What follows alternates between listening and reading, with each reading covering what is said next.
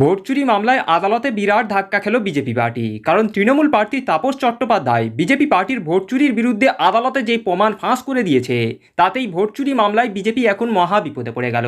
BJP নেতারা ভাবতে পারেনি সরাসরি আদালতে গিয়ে তৃণমূল প্রার্থী ভোট চুরির বিরুদ্ধে এত বড় প্রমাণ দিয়ে দেবে, আর তাতেই বিজেপি পার্টি এখন চরম বিপদে পড়ে গেল।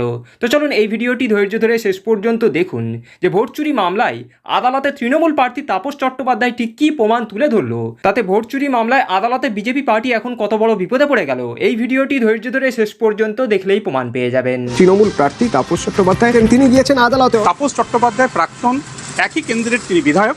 এক্ষেত্রে তার কলকাতা হাইকোর্টে ইলেকশন পিটিশন দাখিল করে তার অভিযোগ যে দুবার গণনা হয় এবং দুবার গণনা শেষে তাকে প্রথমে জয়ী ঘোষণা করা হয়, কিন্তু পরে সেই ফল চেঞ্জ হয়ে যায়। শুধু তাই নয়, তিনি ইলেকশন কমিশনের বিরুদ্ধে সরাসরি এই অভিযোগ এনেছেন যে রাজারহাট নিউটাউনের বেশ কিছু জায়গা সেটা একেবারে সংখ্যালঘু অধ্যুষিত এবং যার 70-80 এমনকি % বুথও রয়েছে, প্রায় 95 তার বেশি ভোট হচ্ছে সেখানে সংখ্যালঘু ভোট।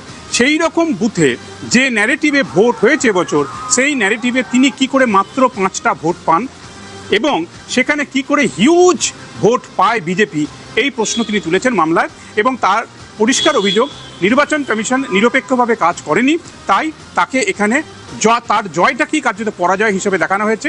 তাই তিনি এই বিধানসভার যে ভোটের ফল সেটাকে চ্যালেঞ্জ করেছেন।